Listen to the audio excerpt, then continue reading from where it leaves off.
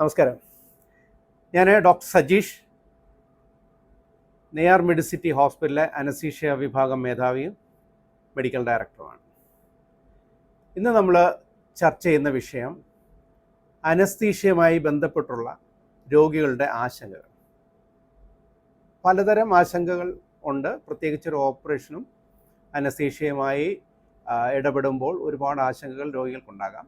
അതിൽ ഏറ്റവും പ്രധാനപ്പെട്ട ഒരു വിഷയം മാത്രമാണ് നമ്മൾ ഇന്നിപ്പോൾ ഇവിടെ ചർച്ച ചെയ്യുന്നത്. അത് വേദന. ഓപ്പറേഷന് വേണ്ടി സജ്ജമാകുന്നത് മുതൽ അതൊരു എലക്റ്റീവ് സർജറി ആണെങ്കിലും ഒരു എമർജൻസി ആണെന്നുണ്ടെങ്കിൽ ഓപ്പറേഷൻ വേണ്ടി വരുമെന്നും അനസ്തീഷ്യ വേണ്ടി വരുമെന്നും രോഗികളോട് നമ്മൾ സംസാരിക്കുമ്പോൾ മുതൽ ഉള്ള ഒരു ആശങ്കയാണ്. ഓപ്പറേഷൻ സമയത്ത് വേദന എടുക്കുമോ എന്നുള്ളതാണ് രോഗികളുടെ പ്രധാനപ്പെട്ട ആശങ്ക. അതുകൊണ്ട് തന്നെ അവർ ആവശ്യപ്പെടുന്നത് ഒന്നും അറിയരുത്, മയക്കി കിടത്തിയേക്കണം എന്നുള്ള ഒരു ഡിമാൻഡാണ് പലപ്പോഴും മുന്നോട്ട് വയ്ക്കുന്നത്. അപ്പോൾ അങ്ങനെയുള്ള രോഗികളുമായിട്ട് നമ്മൾ കുറച്ചുകൂടെ ആഴത്തിൽ അവരുമായിട്ട് സംവദിക്കുമ്പോൾ നമുക്ക് മനസ്സിലാക്കാൻ കഴിയുന്നത് വേദനയാണ് അവരുടെ പ്രധാന ആശങ്ക.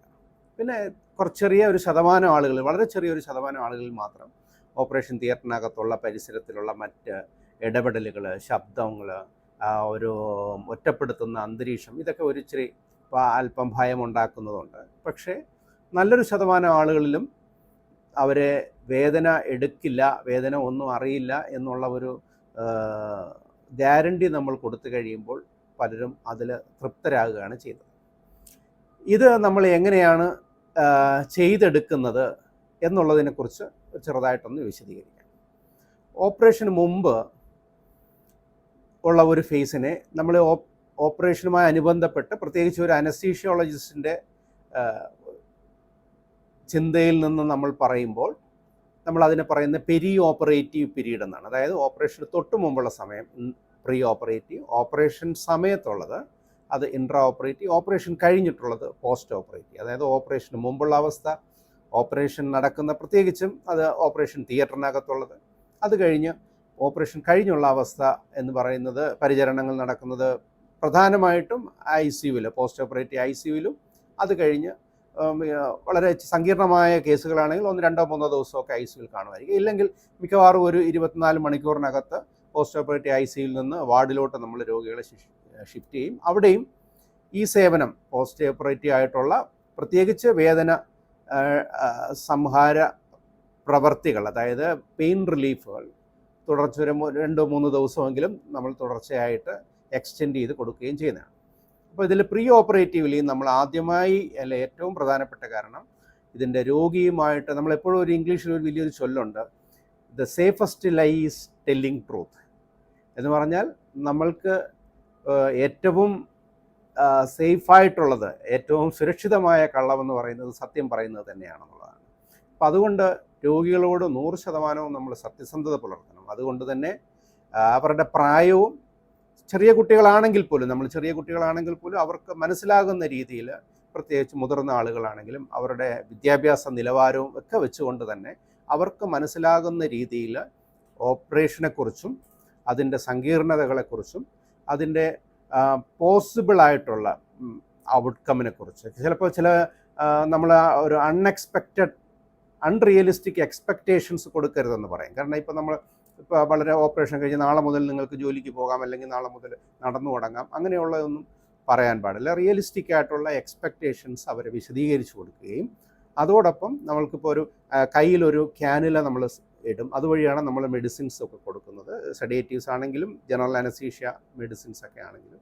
അപ്പോൾ ആ ഒരു ക്യാനുല ഇടുന്നതാണ് സത്യത്തിൽ ഒരു അനസ്തീഷ്യയ്ക്ക് വേണ്ടിയിട്ട് ഓപ്പറേഷൻ തിയേറ്ററിലോട്ട് ഒരു രോഗി വരുമ്പോൾ അവർക്ക് ഏറ്റവും അധികം വേദന എടുക്കുന്നൊരു അവസരം ഈ ക്യാനുല എടുക്കുന്നതാണ്. സത്യത്തിൽ ഈ ക്യാനുല ഇട്ടതിന് ശേഷം അവർക്ക് ഒരു തരത്തിലുള്ള വേദനയും എടുക്കില്ല എന്നുള്ളതാണ് അതിനകത്തുള്ള ഏറ്റവും ആദ്യം എനിക്ക് പറയാനുള്ളത്. കാരണം ഈ ക്യാനുല ഇട്ട് കഴിഞ്ഞാൽ അതുവഴി നമ്മൾക്ക് സെഡേഷനും എല്ലാം തരാൻ കഴിയും.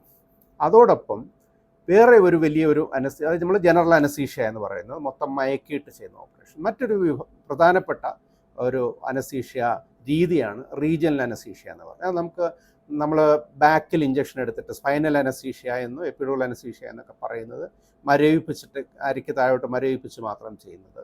പിന്നെ റീജിയണൽ അനസ്തീഷ്യ എന്ന് പറഞ്ഞാൽ പ്രത്യേകിച്ച് കൈയുടെയോ കാലിൻ്റെയോ ഒക്കെ പൊട്ടലുകളൊക്കെ ഉണ്ടാകുമ്പോഴത്തേക്ക്, ഇപ്പോൾ കൈക്കൊരു പൊട്ടലുണ്ടെന്ന്, കയ്യിലൊരു എല്ലിനൊരു പൊട്ടലുണ്ടെങ്കിൽ 100% വേദനരഹിതമായിട്ട് വേറെ ഒരു സെഡേറ്റീവ്സോ വേറൊരു അനസ്തീഷ്യ മെഡിസിൻ്റെയോ സഹായമില്ലാതെ, പ്രത്യേകിച്ച് ഇന്നത്തെ കാലത്ത് നമ്മൾ അൾട്രാസൗണ്ട് ഗൈഡഡ് ആയിട്ടാണ്, അൾട്രാസൗണ്ട് ഉപയോഗിച്ചുകൊണ്ട് ആ ഒരു നീഡില് ആ ഒരു പ്രത്യേകതരമായിട്ട് കയ്യിലേക്ക് സപ്ലൈ ചെയ്യുന്ന നെർവുകളുണ്ട്, ബ്രേക്കിയൽ പ്ലക്സസ് എന്ന് പറഞ്ഞാൽ ആ നെർവിൻ്റെ അടുത്ത് ലോക്കൽ അനസ്തീഷ്യ മരവിപ്പിക്കാനുള്ള മരുന്ന് ഇഞ്ചെക്ട് ചെയ്തിട്ട് 100% വേദനയില്ലാതെയും, കൈ അനക്കാൻ പോലും രോഗിക്ക് അത് കഴിയില്ല. അത് കഴിഞ്ഞ് 3-4 മണിക്കൂർ കഴിയുമ്പോഴത്തേക്ക് കൈ എല്ലാം പഴയ പോലെ, അതായത് ഒരു കുറച്ച് വേദന കഴിഞ്ഞിട്ട് പോസ്റ്റ് ഓപ്പറേറ്റീവ് ഓപ്പറേഷന് ശേഷവും വേദന എടുക്കാതിരിക്കാൻ വേണ്ടി ചില മരുന്നുകളും കൂടെ നമ്മൾ അതിനകത്ത് കൂടെ ആഡ് ചെയ്ത് കഴിഞ്ഞാൽ ഒരു 12 മണിക്കൂറോ 24 മണിക്കൂറോ പൂർണ്ണമായിട്ടും വേദന ഇല്ലാതിരിക്കാം. അത് കഴിഞ്ഞൊരു പൂർണ്ണമായിട്ടും കൈയുടെ ആണെങ്കിലും കാലുകളൊക്കെ ആണെങ്കിലും അതിൻ്റെ ചലനശേഷിയും സ്പർശനശേഷിയും പൂർണ്ണമായിട്ട് തിരിച്ചു വരികയും ചെയ്യും. കാരണം ഈ മരുന്നുകളുടെ എഫക്റ്റ് കഴിഞ്ഞ് കഴിഞ്ഞാൽ, അതിൻ്റെ ഒരു ഡ്യൂറേഷൻ കഴിഞ്ഞ് കഴിഞ്ഞാൽ പൂർണ്ണമായും തിരിച്ചു വരുന്ന സംവിധാനങ്ങളുണ്ട് നമ്മൾ റീജിയണൽ അനസ്തീഷ്യ എന്ന് പറയുന്നത്. അപ്പോൾ ഇങ്ങനെയുള്ള റീജിയണൽ അനസ്തീഷ്യ ആണെങ്കിലും സ്പൈനൽ അനസ്തീഷ്യ ആണെങ്കിലും എന്താണെങ്കിലും നമ്മൾ തൊലിപ്പുറത്ത് ഒരു ചെറിയ ലോക്കൽ അനസ്തീഷ്യ വെച്ച് നമ്മുടെ ഒരു മുടിനാരിഴയുടെ കുറച്ചുകൂടെ കട്ടിയുള്ള ഒരു ചെറിയ ഒരു സൂചി കൊണ്ട് ഒരു ലോക്കൽ ആ ഒരു സ്കിന്നിൻ്റെ ഭാഗത്ത് ആ തൊലിപ്പുറത്ത് ഒരു ലോക്കൽ അനസ്തീഷ്യ തന്നു കഴിയുന്ന ആ ഒരു വേദന മാത്രമേ സത്യത്തിൽ എടുക്കുകയുള്ളൂ. കാരണം അത് കഴിഞ്ഞ് നമ്മൾ എത്ര ആഴത്തിലോട്ട് സൂചി കടത്തി പോകുമ്പോഴും അത് അവിടെ എല്ലാം മരവിപ്പിച്ചിരിക്കുന്നത് കൊണ്ട് നമുക്ക് അങ്ങനെ ഒരു വേദനയെ എടുക്കില്ല. അപ്പോൾ അത് നമ്മൾ ഓപ്പറേഷന് മുമ്പ് ഇപ്പം ജനറൽ അനസ്തീഷ്യ ആണെങ്കിൽ ഈ ഞരമ്പ് നമ്മളുടെ കാനുല വഴി മരുന്ന് നിന്ന് കഴിഞ്ഞാൽ പൂർണ്ണമായിട്ടും ഒന്നും അറിയില്ല, വേദന അറിയില്ല എന്ന് നമ്മൾ ഉറപ്പാക്കും. സ്പൈനൽ അനസ്തീഷ്യോ റീജിയണൽ അനസ്തീഷ്യോ ആണെങ്കിൽ അങ്ങനെയുള്ള രോഗികൾക്കും തൊലിപ്പുറത്ത് നമ്മളൊരു ചെറിയ ഇഞ്ചക്ഷൻ എടുക്കുന്നതിൻ്റെ ആ ഒരു മരവിപ്പോ ഒരു ചെറിയ പെരുപ്പും വേദനയും മാത്രമേ അറിയുകയുള്ളൂ, ബാക്കി ഒന്നും അറിയില്ല. പിന്നെ ഓപ്പറേഷൻ സമയത്ത് ചില ആളുകൾക്ക് ഓപ്പറേഷൻ്റെ അകത്തുള്ള പ്രത്യേകിച്ച് ഓർത്തോപെഡിക് പ്രൊസീജിയേഴ്സ് ഒക്കെ ആണെന്നുണ്ടെങ്കിൽ അപ്പോൾ അവർക്ക് ഡ്രില്ല് ചെയ്യുന്നതും മറ്റു മൂവ്മെൻറ്റുകൾ അതിൻ്റെ ശബ്ദവും മറ്റുമൊക്കെ അവർക്കൊരു അലോരസപ്പെടുത്തുന്നതായിരിക്കാം. നല്ലൊരു ശതമാനം ആളുകൾക്കും വേദന ഇല്ലാതിരിക്കുമ്പോൾ അവർ കംഫർട്ടബിളായിട്ട് കിടക്കും. അപ്പോൾ നമ്മൾ സാധാരണ ചെയ്യുന്ന ഒരു ചെറിയ സെഡേഷൻ, ലൈറ്റ് സെഡേഷൻ എന്ന് പറയും, ഒരു ചെറിയ സെഡേഷൻ, ഒരു ചെറിയൊരു ഉറക്കത്തിലായിരിക്കും നമ്മൾ പൂർണ്ണമായിട്ടും വിളിച്ചുണർത്തിയാൽ ഉണരുന്നതായിരിക്കും, ഒരു ചെറിയൊരു മയക്കത്തിലായിരിക്കാം. ചില ആളുകൾക്കും എനിക്ക് ഒട്ടും ഇതുമായിട്ട് സഹിക്കാൻ കഴിയുന്നില്ല എന്ന് വരുമ്പോൾ കുറച്ചുകൂടെ ഡീപ്പറായ ഒരു സെഡേഷൻ, ജനറൽ അനസ്തീഷ്യ മൊത്തം മയക്കിയിട്ടുള്ള അത്ര വേണ്ടി വരില്ല, ഒരു കുറച്ചുകൂടെ ഡീപ്പറായിട്ടുള്ള സെഡേഷൻ മാത്രമേ വേണ്ടി വരുള്ളൂ. ഒരു തുള്ളി പോലും 1% പോലും വേദന നമുക്ക് എടുക്കത്തില്ല ഓപ്പറേഷൻ സമയത്ത്. അത് ഏത് തരം അനസ്തീഷ്യ ആണെങ്കിലും, ജനറൽ അനസ്തീഷ്യ ആണെങ്കിലും സ്പൈനൽ അനസ്തീഷ്യ ആണെങ്കിലും റീജിയണൽ അനസ്തീഷ്യ ആണെങ്കിലും എന്താണെങ്കിലും. അപ്പം ഇത് കഴിഞ്ഞിട്ട് അപ്പം നമ്മൾ ആ ഓപ്പറേഷൻ്റെ അവസ്ഥ, അപ്പോൾ ഇത് നമ്മൾ ഓപ്പറേഷന് മുമ്പ് തന്നെ അവരെ വ്യക്തമായിട്ട് പറഞ്ഞ് മനസ്സിലാക്കിയിരിക്കണം. കാരണങ്ങൾ ഇങ്ങനെയാണ്, നമ്മൾ എന്താണ് ചെയ്യാൻ പോകുന്നത്. ഓരോ ഇഞ്ചക്ഷനും ചെറിയ തൊലിപ്പുറത്തുള്ള ഇഞ്ചക്ഷൻ ആണെങ്കിൽ പോലും അത് നമ്മൾ വ്യക്തമായിട്ട് നിങ്ങളുടെ അടുത്ത് പറഞ്ഞതിന് ശേഷം മാത്രമേ ഏതൊരു പെയിൻഫുൾ ആയിട്ടുള്ളൊരു ആക്ടിവിറ്റിയും നിങ്ങളുടെ ശരീരത്തിൽ ചെയ്യുകയുള്ളൂ എന്നുള്ള ഒരു വിശ്വാസം നമ്മൾ നേടിയെടുക്കുക. അതൊരു പ്രീ ഓപ്പറേറ്റീവ്ലി നമ്മുടെ ഒരു കൗൺസിലിങ്ങിലൂടെ നമ്മൾ ചെയ്യുന്നതാണ്. വിശ്വാസം എന്നൊരു വാക്കിനോട് എനിക്ക് പൂർണ്ണമായിട്ട് യോജിപ്പില്ല. കാരണം അത് ഇംഗ്ലീഷിൽ പറഞ്ഞാൽ ശരിക്കും ഒരു ട്രസ്റ്റാണ്. പല വാക്കുകളെയും നമ്മൾ വിശ്വാസം എന്ന് പറയും, പക്ഷേ ഒരു ട്രസ്റ്റ്, ആ ഒരു ട്രസ്റ്റ് നമ്മൾ ബിൽഡ് ചെയ്ത് കഴിഞ്ഞ് കഴിഞ്ഞാൽ രോഗിക്ക് പൂർണ്ണമായിട്ടും വേദനരഹിതമായിട്ടും കംഫർട്ടബിളായിട്ടും ഓപ്പറേഷൻ സമയം നമുക്ക് കടന്നു പോകാൻ കഴിയും. അതോടൊപ്പം തന്നെ ഓപ്പറേഷൻ ഇപ്പോൾ ജനറൽ അനസ്തീഷ്യ കൊടുക്കുന്ന രോഗികളാണെങ്കിൽ പോലും അവർക്ക് ഓപ്പറേഷൻ കഴിഞ്ഞ് വേദന എടുക്കാതിരിക്കാനായിട്ട്, മയക്കം മാറിക്കഴിയുമ്പോൾ വേദന എടുക്കാതിരിക്കാനായിട്ട് നമുക്ക് നിരവധി ടെക്നിക്കുകളുണ്ട്. അതിൽ ഏറ്റവും പ്രധാനപ്പെട്ട ഒരു സങ്കേതം എന്ന് പറയുന്നത്, ആ ഒരു ടെക്നിക്കല്ല, ഒരു രീതിശാസ്ത്രം എന്ന് പറയുന്നത് മൾട്ടി മോഡൽ അനൽജീസിയ നമ്മൾ പറയും. മൾട്ടി മോഡൽ അനൽജീസിയ വിവിധ തരത്തിലുള്ള മരുന്നുകളും ടെക്നിക്കുകളും ഉപയോഗിച്ചുകൊണ്ട് വേദന ഇല്ലാതാക്കുന്ന ഒരു സിസ്റ്റമാണ്. അതിനകത്ത് നമ്മൾ പ്രധാനമായിട്ട് ഉപയോഗിക്കുന്നത് നാർക്കോട്ടിക്സ് എന്ന് പറയുന്നത്, നമ്മളിപ്പോൾ കേട്ടിട്ടുണ്ട് മോർഫിന്, പെത്തഡിന്, ഫെൻഡലിൻ എന്നൊക്കെ പറയുന്ന മരുന്നുകൾ. അതിനോടൊപ്പം വേദന ഇല്ലാതാക്കുന്ന NSAIDs എന്ന് പറഞ്ഞാൽ നമുക്കറിയാം, പാരസെറ്റമോൾ, ഡൈക്ലോഫെനാക്, അങ്ങനെയൊക്കെ നമ്മൾ കേട്ടിട്ടുണ്ട്. സാധാരണ വേദനകൾക്ക് നമ്മൾ ഉപയോഗിക്കുന്ന അങ്ങനെയുള്ള മരുന്നുകൾ. പിന്നെ ലോക്കൽ അനസ്തെറ്റിക്, നമ്മൾ നേരത്തെ പറഞ്ഞ സ്പൈനൽ അനസ്തീഷ്യയോ എപ്പിഡുറൽ അനസ്തീഷ്യയോ റീജിയണൽ അനസ്തീഷ്യയോ അങ്ങനെയുള്ള പലതരത്തിലുള്ള സങ്കേതങ്ങൾ വെച്ചിട്ട്, അതായത് നമ്മളുടെ ആ ഭാഗങ്ങളിലേക്ക് നമുക്ക് ഏത് ഭാഗത്തേക്കാണ് ഓപ്പറേഷൻ, ഏത് സ്ഥലത്താണ് ഓപ്പറേഷൻ നടത്തിയിരിക്കുന്നത് ആ സ്ഥലമായിട്ട് വേദന എടുക്കുന്ന അതിലേക്ക് പോകുന്ന നെർവ്സിനെ മരവിപ്പിച്ചുകൊണ്ട് അവിടെ വേദന ഇല്ലാതാക്കുന്ന രീതി. ഇതിന് മൂന്നും പിന്നെ ഒരുപാട് കുറച്ചുകൂടെ പുതിയ നൂതനമായ ഇതുണ്ട്. അടിസ്ഥാനപരമായിട്ട് ഈ 3 തരത്തിലാണ് പ്രധാനമായിട്ടും നമ്മൾ മൾട്ടി മോഡൽ അനൽജീസിയ ഓപ്പറേഷൻ കഴിഞ്ഞതിന് ശേഷം വേദന ഇല്ലാതാക്കുന്നത് ടെക്നിക്ക്. ഇതിൽ തന്നെ ഇന്നത്തെ കാലഘട്ടത്തിലെ നമ്മുടെ ഒരു കൺസെപ്റ്റ് അനുസരിച്ച് നമ്മളുടെ ഈ നാർക്കോട്ടിക്സ്, അതായത് നമ്മളുടെ മോർഫിനും ഫെൻറ്റലിനൊക്കെ ഉള്ള മരുന്നുകളുടെ ഉപയോഗം പരമാവധി നമ്മൾ കുറയ്ക്കുന്ന രീതിയാണ് നമ്മൾ ഇന്ന് പിന്തുടരുന്നത്. അതായത് ഓപ്പിയോയിഡ് ഫ്രീ അനസ്തീഷ്യ ഓർ അനൽജീസിയ എന്ന് പറയുന്നത് വളരെ അത്യാവശ്യമായിട്ട്, അതായത് ഇത് മറ്റ് സംവിധാനങ്ങളിലൊന്നും വേദന നിൽക്കുന്നില്ല എന്നുണ്ടെങ്കിൽ മാത്രമേ നമ്മൾ ഇത്തരത്തിലുള്ള നാർക്കോട്ടിക്സ് പോലുള്ള ഇത്, അതായത് നാർക്കോട്ടിക്സ് കൊടുക്കുമ്പോൾ ഒരു പ്രശ്നം, രോഗി ശരി ഉറക്കത്തിൽ കൂടെ പോകും, ഒരു സെഡേഷൻ കൂടെ ഉണ്ടാകും. നമ്മൾ എത്രയും പെട്ടെന്ന് ഓപ്പറേഷൻ കഴിഞ്ഞാൽ എത്രയും പെട്ടെന്ന് രോഗിയെ ആംബുലേറ്റ് ചെയ്യുക, അതായത് വീണ്ടും പൂർവ്വസ്ഥിതിയിൽ എത്തിക്കുക, നടത്തുക, ഇരുത്തുക. അത് ഓരോരോ ഓപ്പറേഷൻ്റെ അതിൻ്റെ സാഹചര്യം അനുസരിച്ച് അത് മാറുമായിരിക്കും. അതാണ് നമ്മൾ പ്രധാനമായിട്ടും നമ്മൾ ചെയ്യുന്നത്. അതിനോടൊപ്പം ഒരു കാര്യം കൂടെ നമുക്ക് എടുത്ത് പറയാനുള്ളത്, ഇന്നിപ്പം ഞാൻ നേരത്തെ പറഞ്ഞു കഴിഞ്ഞു, കയ്യിലും കാലിലും ഒക്കെയുള്ള പ്ലക്സസ് ബ്ലോക്സ് എന്ന് പറഞ്ഞാൽ അതിലോട്ടുള്ള നെർവുകളെ മാത്രം ബ്ലോക്ക് ചെയ്യുന്നത്. ഇന്നിപ്പോൾ അൾട്രാസൗണ്ട് സാങ്കേതിക വിദ്യ അനുസരിച്ച് നമുക്ക് പുതിയ തരത്തിലുള്ള നെർവ് ബ്ലോക്സ് ടെക്നിക്കുകൾ വന്നിട്ടുണ്ട്. അതിനെ നമ്മൾ ഫേഷ്യൽ പ്ലെയിൻ ബ്ലോക്കുകൾ എന്ന് പറയുന്നത്. അതായത് ഇപ്പോൾ വാരിയെല്ലുകൾക്ക് പൊട്ടലുണ്ടെങ്കിൽ പോലും അത് നമ്മുടെ ബാക്കിൽ നിന്ന് നട്ടെല്ലുകളിൽ നിന്ന് നട്ടെല്ലിൻ്റെ പുറത്തേക്ക് ഓരോരോ സ്പൈനൽ നെർവ്സ് വരുന്ന വിവിധ മസിലുകളുടെ ഇടയിൽ കൂടെയും പല പ്ലെയിനുകളിൽ കൂടെയൊക്കെയാണ് നെർവുകൾ വരുന്നത്. അതിനെ എല്ലാ സ്ഥലത്തും അത് നെർവ്സുകൾ വെളിയിലോട്ട് വരുന്നിടം മുതൽ അത് വാരിയലിനെ ചുറ്റി മുൻപിൽ വരുന്ന വരെയുള്ള വിവിധ സ്ഥലങ്ങളിൽ, ഓരോരോ സ്ഥലങ്ങളിലെ നമുക്ക് ആ ഓപ്പറേഷൻ ആവശ്യപ്പെടുന്ന വേദന രഹിതമായ ഒരു സിറ്റുവേഷൻ ആവശ്യമനുസരിച്ച് നമുക്ക് എവിടെ വേണോ ബ്ലോക്ക് ചെയ്യാൻ പറ്റും. അതിനെ നമ്മൾ അൾട്രാസൗണ്ട് ഉപയോഗിച്ച് ചെയ്യുന്നു. അതിനെ നമ്മൾ പറയുന്ന ഇൻ്റർഫേഷ്യൽ പ്ലെയിൻ ബ്ലോക്സ് എന്നാണ് പറയുന്നത്. പ്രത്യേകിച്ച് ഒരു ഉദാഹരണം പറഞ്ഞു കഴിഞ്ഞാൽ, വിവിധ വാരിയലുകൾക്ക് പൊട്ടലുള്ള രോഗികൾക്ക് അവർക്ക് പലപ്പോഴും ശ്വാസമെടുക്കാൻ കഴിയില്ല. കാരണം ഈ പ്രത്യേകിച്ച് മുൻപിലും പുറകിലുമായിട്ട് വാരിയലുകളിലേക്ക് പൊട്ടലുണ്ടെങ്കിൽ റോഡ് ട്രാഫിക് ആക്സിഡൻറ്റിലും മരത്തിൻ്റെ മുകളിൽ നിന്നോ ഫാൾ ഫ്രം ഹൈറ്റോ അങ്ങനെയൊക്കെ സംഭവിക്കുന്ന രോഗികൾക്കകത്ത് അതിൻ്റെ കൂടെ അവർക്ക് മിക്കവാറും സമയങ്ങളിൽ അവരുടെ ശ്വാസകോശത്തിനും ചെറിയൊരു ക്ഷതം ഏറ്റിട്ടുണ്ടായിരിക്കാം. നമ്മൾക്കൊരു ചെസ്റ്റ് ട്യൂബ്, അതായത് ശ്വാസം പ്രക്രിയ ശരിയായ രീതിയിൽ നടക്കാനായിട്ടൊരു ചെസ്റ്റ് ട്യൂബ് ഇടേണ്ട അവസ്ഥ വരും. അങ്ങനെയുള്ള പല രോഗികൾക്കും ചിലപ്പോൾ ഒരുപക്ഷെ അവരുടെ വാരിയലുകൾ അത് ഓപ്പറേറ്റ് ചെയ്ത് ഫിക്സ് ചെയ്യേണ്ടി വരും. ഓപ്പറേഷൻ ചെയ്തില്ലെങ്കിൽ പോലും അവർക്ക് നേരെ കിടക്കാനായിട്ടാണെങ്കിലും മലന്ന് കിടക്കാനും ആ വശത്തേക്ക് ചരിഞ്ഞ് കിടക്കാനോ ശ്വാസമെടുക്കാനോ ചുമയ്ക്കുമ്പോഴത്തേക്ക് എന്ത് മൂവ്മെൻറ്റിലും ശക്തമായ വേദന വരുന്ന അവസരങ്ങളുണ്ട്. അങ്ങനെയുള്ള രോഗികൾക്ക് ഓപ്പറേഷൻ ചെയ്തതിന് ശേഷമാണെങ്കിൽ, ഓപ്പറേഷൻ ഇല്ലെങ്കിൽ തന്നെ അവർക്ക് വേദന കുറയ്ക്കാനായിട്ടും നമ്മൾക്ക് ഇന്ന് ഇൻ്റർഫേഷ്യൽ പ്ലെയിൻ ബ്ലോക്സുകൾ വളരെ എഫക്റ്റീവായിട്ട് നമ്മൾ ഉപയോഗപ്പെടുത്തുന്നുണ്ട്. അതിന് നമ്മൾ പറയുന്ന ഇറക്ടർ സ്പൈനെ പ്ലെയിൻ ബ്ലോക്ക് എന്ന് പറയുന്ന ഒരു പ്രത്യേകതരം ടെക്നിക്ക്. അതിൻ്റെ ഭാഗമായിട്ട് ഒരു ഇഞ്ചക്ഷൻ എടുത്തു കഴിഞ്ഞാൽ അതിൻ്റെ കൂടെ നമ്മൾ ഉപയോഗിക്കുന്ന ലോക്കൽ അനസ്തറ്റികൾക്ക് മരവിപ്പിക്കാൻ ഉപയോഗിക്കുന്ന മരുന്നുകൾ, ആ മരുന്നുകൾക്ക് ഒരു 4-5 മണിക്കൂറൊക്കെ ആയിരിക്കും അതിൻ്റെ ആക്ഷൻ ഉണ്ടെങ്കിൽ, അതിൻ്റെ കൂടെ ചില മരുന്നുകളും കൂടെ നമ്മൾ അതിൻ്റെ കൂടെ ചേർത്ത് ഉപയോഗിക്കുമ്പോൾ അത് 10-12 മണിക്കൂർ വരെയൊക്കെ കിട്ടും. അതിൻ്റെ കൂടെ നമ്മൾ പലപ്പോഴും അതിപ്പോൾ കൈകളിലുള്ള പൊട്ടലുകൾക്കോ കൈയിലോ കാലിലോ ഇടുപ്പല്ലിലോ വയറിലോ നെഞ്ചിലോ എവിടെ പൊട്ടലുകളോ അല്ലെങ്കിൽ എന്ത് അസ്വസ്ഥങ്ങളോ ഓപ്പറേഷൻ കഴിഞ്ഞതിന് ശേഷമുള്ള വേദന മാനേജ് ചെയ്യാനാണെങ്കിലും നമുക്ക് ഒരു സിംഗിൾ ഇഞ്ചക്ഷൻ വരെ, ഒരൊറ്റ ഇഞ്ചക്ഷനകത്ത് ഒരു 10-12 മണിക്കൂറെങ്കിലും നമുക്ക് വേദന കുറച്ച് കിട്ടും. ഒരു 10-15 മണിക്കൂർ, ചിലപ്പോൾ മാക്സിമം 24 മണിക്കൂറൊക്കെ വേദന കുറച്ച് കിട്ടാം.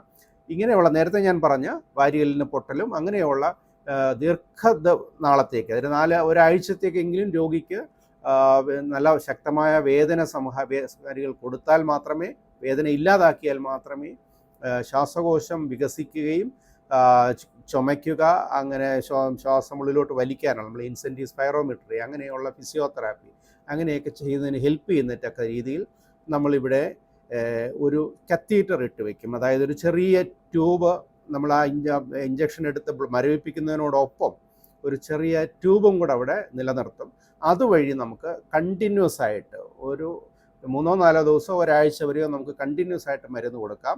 അതുകൊണ്ട് തന്നെ നമുക്ക് നേരത്തെ ഞാൻ പറഞ്ഞതുപോലുള്ള നാർക്കോട്ടിക്, അതായത് ഉറക്കം കൂടിയുള്ള കൂടെ ചേർന്നുള്ള തരത്തിലുള്ള നാർക്കോട്ടിക്കും ഓപ്പിയോയിഡ്സും ഒന്നും ഉപയോഗിക്കേണ്ട ആവശ്യമില്ല.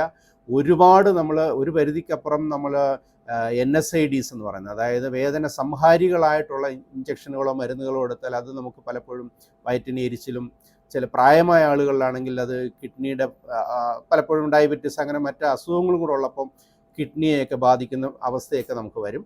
അതിനെയൊക്കെ ഒഴിവാക്കാനായിട്ട് നമുക്ക് ഇങ്ങനെയുള്ള ലോക്കൽ അനസ്തീഷ്യ പ്രത്യേക ശരീരത്തിൻ്റെ ഏത് ഭാഗത്താണെന്നുണ്ടെങ്കിലും ആ ഭാഗത്തേക്കുള്ള നെർവുകളെ മാത്രം മരവിപ്പിച്ചുകൊണ്ട് ഒറ്റ ഇഞ്ചക്ഷൻ എടുത്തുകൊണ്ടോ അല്ലെങ്കിൽ അവിടെ ഒരു കത്തീറ്റർ നിലനിർത്തിക്കൊണ്ട് എത്ര ദിവസം വേണമെങ്കിലും നമുക്ക് ഒരു അനൽജീസിയ പെയിൻ റിലീഫ് കൊടുക്കാൻ കഴിയും. അതിൻ്റെ അഡ്വാൻറ്റേജ് നേരത്തെ റിഫ്രാക്ഷൻ്റെ കാര്യത്തിലൊക്കെ നമ്മൾ പറഞ്ഞു കഴിഞ്ഞു. ശ്വാസം എടുക്കുന്ന മറ്റ് അഡ്വാൻറ്റേജ് അത് മാത്രമല്ല, അവരെ നമുക്ക് മൊബിലൈസ് ചെയ്യാനായിട്ട് പിടിച്ചിരുത്താനും നടത്താനും. ഓപ്പറേഷൻ കഴിഞ്ഞാൽ ഏറ്റവും വലിയൊരു പ്രശ്നം, പ്രത്യേകിച്ച് ഇടുപ്പല്ലിൻ്റെയും ഒക്കെ ഉള്ള ഒരു പൊട്ടലുകളുടെയൊക്കെ ഒരു പ്രശ്നമെന്ന് പറയുന്നത് അധിക ദിവസം, അതായത് പ്രത്യേകിച്ച് പ്രായമായ ആളുകളിൽ, മറ്റ് ഡയബറ്റിസ്, മറ്റ് ഹാർട്ട് ഡിസീസ് ഒരുപാട് പ്രശ്നങ്ങളൊക്കെ ഉള്ളവരിൽ ഒരു 24 മണിക്കൂർ 48 മണിക്കൂറൊക്കെ വെറുതെ കിടക്കേണ്ട അവസ്ഥ വന്നാൽ, പലപ്പോഴും കിടക്കേണ്ട അവസ്ഥ വരുന്ന വേദന കാരണമാണ് നമുക്ക് കിടക്കേണ്ടി വരുന്നത്. അങ്ങനെ വന്നു കഴിഞ്ഞാൽ അവരുടെ വെയിനുകൾക്കകത്ത് രക്തം കട്ട പിടിച്ചിട്ട് അത് ത്രോംബോ എംബോളിസം എന്ന് പറയുന്ന വലിയൊരു മാരകമായ അവസ്ഥയിലോട്ടൊക്കെ പോകും. അതുകൊണ്ട് നമ്മൾ ഇന്നത്തെ നമ്മളുടെ ഒരു സർജറി കഴിഞ്ഞുള്ള രോഗികളുടെ പരിചരണത്തിൽ ഏറ്റവും പ്രധാനപ്പെട്ട ഭാഗമെന്ന് പറയുന്നത് എത്രയും പെട്ടെന്ന് അവരെ പൂർവ്വസ്ഥിതിയിലേക്ക് എത്തിക്കുക. ഏർലി ആംബുലേഷൻ എന്നുള്ളതാണ് ആ കൺസെപ്റ്റ്. അതിന് നമ്മൾ ഈ തരത്തിലുള്ള റീജിയണലായിട്ടുള്ള അനസ്തീഷ്യകളും ബ്ലോക്കുകളും അതിലൊക്കെ നമ്മൾ ഫലപ്രദമായിട്ട് നമ്മൾ ഉപയോഗിക്കുന്നുണ്ട്. അത് ഒരു കൺസെപ്റ്റ് വൈസ് വെച്ച് പറഞ്ഞാൽ ഇന്ന് പ്രത്യേകിച്ച് ഞങ്ങൾ റീജിയണൽ അനസ്തീഷ്യ വിദഗ്ധരുടെ ഒരു സംഘം തന്നെ ഉണ്ട്. ഇന്ത്യയിലും ലോകത്തെമ്പാടുമായിട്ട് ഞങ്ങളുടെ ഒരു അസോസിയേഷനും അതുമായി ബന്ധപ്പെട്ട വർക്ക്ഷോപ്പുകളും വിദ്യാർത്ഥികളെ, പ്രത്യേകിച്ച് അനസ്തീഷ്യ വിദ്യാർത്ഥികളെയും മറ്റും ഒക്കെ എഡ്യൂക്കേറ്റ് ചെയ്യുന്ന വർക്ക്ഷോപ്പുകളുമായിട്ട് നമ്മൾ നിരന്തരമായി ഇടപെടുന്ന വ്യക്തികളെന്ന നിലയ്ക്കും കൂടെ പറയുകയാണ്. ഇത് ഇന്നത്തെ നമ്മളുടെ ഏറ്റവും പുതിയ ലോകത്തിലെ കൺസെപ്റ്റ് എന്ന് പറഞ്ഞാൽ സൈറ്റ് സ്പെസിഫിക് അനസ്തീഷ്യ ആൻഡ് അനൽജീസിയ എന്ന് പറഞ്ഞാൽ നമ്മുടെ ഏത് വശത്താണോ ഏത് ഭാഗത്താണോ നമ്മൾക്ക് അസുഖമോ വേദനയോ അസ്വസ്ഥതയോ അവിടെ മാത്രം മരവിപ്പിച്ചുകൊണ്ട് ഉള്ള വേദന സംഹാര ടെക്നിക്കുകൾ, രീതികൾ അവലംബിക്കുന്ന ഒരു ശാസ്ത്ര വിഭാഗമാണ് ഇത്. ഇവിടെ ഞാനൊരു ഉദാഹരണം കൂടെ പറയാം. നമുക്കൊരു മുട്ടിൻ്റെ എല്ല് മാറ്റി വയ്ക്കുന്ന നമ്മളുടെ ഒരു നീ റീപ്ലേസ്മെൻറ്റ് നമുക്ക് എല്ലാവർക്കും അറിയാവുന്ന ഒരു സർജറിയാണ് ടോട്ടൽ നീ റീപ്ലേസ്മെൻറ്റ് എന്ന് പറയുന്നത്. ആ ടോട്ടൽ നീ റീപ്ലേസ്മെൻറ്റ് ഓപ്പറേഷൻ കഴിഞ്ഞ് കഴിഞ്ഞാൽ നമുക്കൊരു സ്പൈനൽ അനസ്തീഷ്യ വഴിയോ ജനറൽ അനസ്തീഷ്യ വഴിയോ നമുക്കത് ഓപ്പറേഷൻ ചെയ്യാൻ കഴിയും. പക്ഷേ ഓപ്പറേഷൻ കഴിഞ്ഞിട്ടുള്ള അവസ്ഥ നമ്മൾക്കതൊരു വലിയൊരു പ്രോസസ്സാണ്. നമുക്ക് ആ രോഗിയെ മുട്ട് മാറ്റിവെച്ച രോഗിയെ കഴിയുമെങ്കിൽ അന്ന് വൈകുന്നേരം തന്നെ നമ്മൾക്ക് ഫിസിയോതെറാപ്പിയും കാര്യങ്ങളും മൊബിലൈസ് ചെയ്ത് തുടങ്ങണം. അല്ലെങ്കിൽ അടുത്ത ദിവസത്തിനകത്ത് ഒരു 24 മണിക്കൂറിനകത്ത് ഉറപ്പായിട്ടും രോഗിയെ നമ്മൾ എഴുന്നേൽപ്പിച്ച് നിർത്തുകയും നടത്തുകയും പൂർവ്വസ്ഥിതിയിലേക്ക് കൊണ്ടുവരികയും ചെയ്യും. പക്ഷേ അത് പുതിയ മുട്ട് മാറ്റിവെച്ചിരിക്കുകയാണ്. അത് ഓപ്പറേഷൻ്റെ കൊണ്ട് അതിശക്തമായ വേദന വരുന്ന ഒരു അവസരമാണിതെല്ലാം. ഇവിടെയൊക്കെ നമ്മൾ ചെയ്യുന്നത് പണ്ട് നമ്മൾ ചെയ്തിരുന്നുകൊണ്ടെന്ന് പറഞ്ഞാൽ നമ്മളുടെ നേരത്തെ പറഞ്ഞ പോലെ സ്പൈനൽ പോലെ നമ്മുടെ ബാക്കിൽ ഒരു ഇഞ്ചക്ഷൻ എടുത്തിട്ട് അവിടെ ഒരു ട്യൂബ് വെച്ചിട്ട് അരയ്ക്ക് താഴോട്ട് മരവിപ്പിച്ചിട്ടാണ് ചെയ്തുകൊണ്ടിരുന്നത്. ഇന്നിപ്പോൾ നമ്മൾ ചെയ്യുന്ന ആ കാലിൽ മാത്രം, ആ മുട്ടിൽ മാത്രം, മുട്ടിൻ്റെ ഭാഗം മാത്രം, മുട്ടിന് താഴോട്ട് പോലും അല്ല, മുട്ടിൻ്റെ ഭാഗം മാത്രം മരവിപ്പിച്ചുകൊണ്ട് അവിടെ മാത്രം വേദന രഹിതമായ ഒരു അവസ്ഥ സൃഷ്ടിച്ചുകൊണ്ട് രോഗിയെ എത്രയും പെട്ടെന്ന് നമുക്ക് മൊബിലൈസ് ചെയ്യാൻ കഴിയും. തുടർന്ന് ഇത് മാത്രം പോരാ, നടക്കുന്ന കാര്യങ്ങളിൽ ഫിസിയോതെറാപ്പി ആക്റ്റീവായിട്ട് കാല് മടക്കുകയും ഫിസിയോതെറാപ്പിയൊക്കെ എത്രയും പെട്ടെന്ന് നമുക്ക് ചെയ്യേണ്ടതുണ്ട്. ഇല്ലെങ്കിൽ നേരത്തെ നമ്മൾ പറഞ്ഞ പോലെ വീനസ് എംബോളിസം ആണെങ്കിലും മറ്റ് സ്റ്റിഫ്നെസ് ആണെങ്കിലും അങ്ങനെ പല കാരണങ്ങളും ഉണ്ടാകും. അപ്പോൾ അങ്ങനെ ഒരു വലിയൊരു ടീം വർക്കാണ് ഒരു റീഹബിലിറ്റേഷൻ, ഫിസിയോതെറാപ്പി, ഈ ഒരു ടോട്ടൽ നീ റീപ്ലേസ്മെൻറ്റ്. അതിന് ഏറ്റവും പ്രധാനപ്പെട്ട ഇത് വേദന രഹിതമായ ഒരു അവസ്ഥ രോഗിക്കുണ്ടാകണം. അതോടൊപ്പം മറ്റ് വേദന മാത്രം മാറ്റിയാൽ പോരാ, എത്രയും പെട്ടെന്ന് രോഗിയെ നമുക്ക് മൊബിലൈസ് ചെയ്യാൻ, നടത്താനും കഴിയണം. അപ്പോൾ അതിന് ഞങ്ങളെപ്പോഴും പറയുന്നതെന്ന് വെച്ചാൽ എപ്പിഡൂറലോ അല്ലെങ്കിൽ ബാക്കിലൊരു ഇഞ്ചക്ഷൻ എടുത്തിട്ട് എപ്പിഡൂറൽ അനസ്തീഷ്യ വഴി കൊടുക്കുമ്പോൾ മറ്റു കാലിലും ചെറിയ മരവിപ്പെങ്കിലും മറ്റു കാലിലും കൂടെ ഉണ്ടാകും. അപ്പം ഇടതേ മുട്ടിന് മാറ്റി വെച്ചിട്ട് അതിന് നമ്മൾ ഇഞ്ചക്ഷൻ എടുത്ത് മരവിപ്പിക്കുമ്പോൾ വലത് മുട്ടും കൂടെ മരവിച്ച് പോകുന്ന വലത് മുട്ട് എന്ത് ദോഷം ചെയ്തു, ഇടത് മുട്ടിനുള്ള പ്രശ്നം കാരണം. അതിന് ആ കൺസെപ്റ്റിനെയാണ് നമ്മൾ പറയുന്നത് സൈറ്റ് സ്പെസിഫിക് അനസ്തീഷ്യ ആൻഡ് അനൽജീസിയ. അങ്ങനെ ഇത്ര നൂതനമായ രീതിയിൽ രോഗി ഇന്ന് ഓപ്പറേഷനായിട്ട് വരുമ്പോൾ, അനസ്തീഷ്യക്കായിട്ട് വരുമ്പോൾ വരുന്ന അവസരം മുതൽ, അതായത് നമ്മുടെ നമ്മൾ പ്രീ ഓപ്പറേറ്റ് ചെയ്യുന്ന അവസരം മുതൽ ഓപ്പറേഷൻ സമയത്തും അത് കഴിഞ്ഞുള്ള പോസ്റ്റ് ഓപ്പറേറ്റീവിൽ പ്രധാനമായിട്ടും നമ്മളൊരു 24 മണിക്കൂറെങ്കിലും നമ്മളൊരു സാധാരണഗതിക്കുള്ള രോഗികളെ നമ്മളൊരു പോസ്റ്റ് ഓപ്പറേറ്റീവ് ഐസിയുവിൽ കിടത്തുന്നതാണ്. ഇങ്ങനെ നീ റീപ്ലേസ്മെൻറ്റുകൾ അങ്ങനെയുള്ള ഞാൻ വളരെ സെലക്റ്റഡ് ആയിട്ടുള്ള ആളുകളെ 1-2 ദിവസം കൂടി അവിടെ കിടത്തും. ഇല്ലെങ്കിൽ തന്നെ പല രോഗികളെ നമ്മൾ വാർഡിലോട്ട് മാറ്റിയാൽ തന്നെ ഇത്തരത്തിലുള്ള കത്തീറ്ററുകളൊക്കെ വഴി തുടർന്നും നമുക്ക് ഈ വേദന രഹിതമായ അവസ്ഥ രോഗിക്ക് നൽകാൻ കഴിയും. എങ്ങനെയാണെങ്കിലും രോഗി ആ ഓപ്പറേഷൻ സമയവും അത് കഴിഞ്ഞും തിരിച്ച് വീട്ടിലോട്ട് ഡിസ്ചാർജ് ചെയ്ത് പോകുന്ന അവസരം വരെയും 100% വേദനരഹിതമായ ഒരു അവസ്ഥയിലേക്ക് നമുക്ക് എത്തിക്കാൻ കഴിയും. അപ്പോൾ ഇവിടെ ഒരു വേദനയെക്കുറിച്ചൊരു വാക്കുകൂടെ പറഞ്ഞുകൊണ്ട് ഞാൻ നിർത്താം. വേദന എന്ന് പറയുന്നത് നമുക്ക് എപ്പോഴും അറിയാം, ഇത് പൂർണ്ണമായും ഒരു സബ്ജക്റ്റീവായിട്ടുള്ളൊരു കാരണമാണ്. നമുക്കൊരിക്കലും വേദന അളക്കാൻ കഴിയില്ല. ഇത് ഒരാൾക്ക് ഞാൻ അനുഭവിക്കുന്ന വേദന ആയിരിക്കില്ല മറ്റൊരാൾ അനുഭവിക്കുന്നത്. അപ്പോൾ വേദന എന്ന് പറയുന്നത് നമ്മൾ പെയിൻ ഫിസിഷ്യൻസിൻ്റെയും പെരി ഓപ്പറേറ്റീവ് ഫിസിഷ്യൻസിൻ്റെയും ഞങ്ങളുടെ ഇടയിലുള്ള ഏറ്റവും വലിയൊരു കൺസെപ്റ്റ്, വേദന എന്ന് പറയുന്നത് അത് രോഗി പറയുന്നതാണ്. രോഗി പറയുന്നത് അതിന് ഞങ്ങൾ അളക്കുന്ന ഒരു അളവുകോലുണ്ട്. പലതരത്തിലുള്ള അളവുകോലുകളുണ്ട്.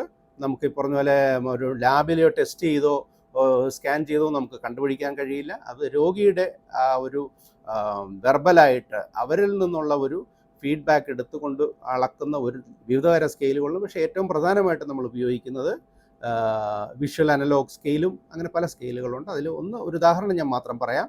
ഒരു 0 മുതൽ 10 വരെയാണ് ഒരു വേദനയുടെ ഒരു സ്കെയിൽ നമ്മൾ പറഞ്ഞാൽ, 0 അതായത് 0 എന്ന് പറയുമ്പോൾ ഒരു വേദനയില്ലാത്ത അവസ്ഥ, 10 എന്ന് പറയുമ്പോൾ നിങ്ങൾക്ക് ജീവിതത്തിൽ ഏറ്റവും മോശമായി, ഏറ്റവും ഭീകരമായി നിങ്ങൾ അനുഭവിക്കുന്ന ഒരു വേദന എന്ന് നിങ്ങൾ സങ്കല്പിച്ചാൽ, ഇതിൻ്റെ ഇടയ്ക്കുള്ളത് 1, 2 എന്നൊക്കെ പറയുമ്പോൾ നമുക്ക് ചെറിയ ചെറിയ വേദനകളാണ്, നമുക്കത് മാനേജ് ചെയ്യാൻ കഴിയും. 3, 4 ഒക്കെ പറയുമ്പോൾ കുറച്ചുകൂടെ സിവിയർ ആയിട്ടുള്ള വേദനയാണ്. 5, 6 എന്ന് പറയുമ്പോൾ നമുക്ക് നല്ല ശക്തമായ വേദനയുണ്ട്, നമുക്കത് വേദന എടുക്കുന്നു എന്ന് നമുക്കത് പറയും. 6, 7 ഒക്കെ ആകുമ്പോൾ തന്നെ നമുക്കറിയാൻ പറ്റും, നമുക്ക് സിവിയറായ അതിശക്തമായ വേദനകൾ കാണുമ്പോൾ നമുക്കറിയാം രോഗി വേദന കാരണം അങ്ങോട്ടും ഇങ്ങോട്ടും ചരിയുന്നും തിരിച്ചും മറിഞ്ഞുമൊക്കെ കിടക്കാം. ഹാർട്ട് റേറ്റുകൾ കൂടും, ശ്വാസം എടുക്കുന്നതിനുള്ള ബുദ്ധിമുട്ടുകൾ, അസ്വസ്ഥതകൾ, അങ്ങനെ നമുക്ക് തന്നെ ഡോക്ടേഴ്സിന് തന്നെ കാണാൻ പറ്റുന്നതാണ് ഒരു 7-8 അതിസിവിയർ ആയിട്ടുള്ള വേദനകൾ. പക്ഷേ നമ്മളുടെ ഓപ്പറേഷൻ കഴിഞ്ഞുള്ള അവസ്ഥയിൽ നമ്മുടെ ഒരു കൺസെപ്റ്റ് എന്ന് പറയുന്നത് ഒരു 2-3 വരെ വേദനകൾ, ചെറിയ വേദനകൾ വരെ രോഗിക്ക് സഹിക്കേണ്ട ആവശ്യമുള്ളൂ. ഒരു കാരണവശാലും ഈ പെയിൻ സ്കോറിനകത്തുള്ള 4 മുകളിലോട്ടുള്ള ഒരു വേദനയും രോഗി ഈ സമയത്ത് നിന്ന് ഓപ്പറേഷൻ അനസ്തീഷ്യ തുടങ്ങുന്നത് മുതൽ രോഗി ഡിസ്ചാർജ് ചെയ്ത് പോകുന്നവരെ, അല്ലെങ്കിൽ അനസ്തീഷ്യയുടെ ആ ഒരു പരിചരണത്തിൽ നിന്ന് പോസ്റ്റ് അനസ്തീഷ്യ കെയറിൽ നിന്ന് പുറത്ത് പോകുന്നത് വരെയും രോഗി ഈ 4 മുകളിലുള്ള വേദന ഒരു കാരണവശാലും അനുഭവിക്കാൻ പാടില്ല എന്നുള്ളതാണ് ഞങ്ങളുടെ കൺസെപ്റ്റ്. അതനുസരിച്ച് ഈ വേദനയുടെ തോതനുസരിച്ചിട്ട് വേദന സംഹാരികൾ ഏത് വേണമെന്നുള്ളത്, നമ്മൾ നേരത്തെ പറഞ്ഞ പോലുള്ള ബ്ലോക്കുകളാണെന്നുണ്ടെങ്കിലും കത്തീറ്ററുണ്ടെങ്കിൽ കത്തീറ്ററിൽ കൂടെ നമ്മൾ ഓൾറെഡി നമ്മളൊരു ഇൻഫ്യൂഷൻ വഴി അത് കൊടുത്ത് വേദന കുറച്ചുകൊണ്ടിരിക്കുകയായിരിക്കും. വേദന ഒരു 4 കൂടി വരികയാണെങ്കിൽ നമ്മൾ കൂടുതൽ കൊടുക്കും.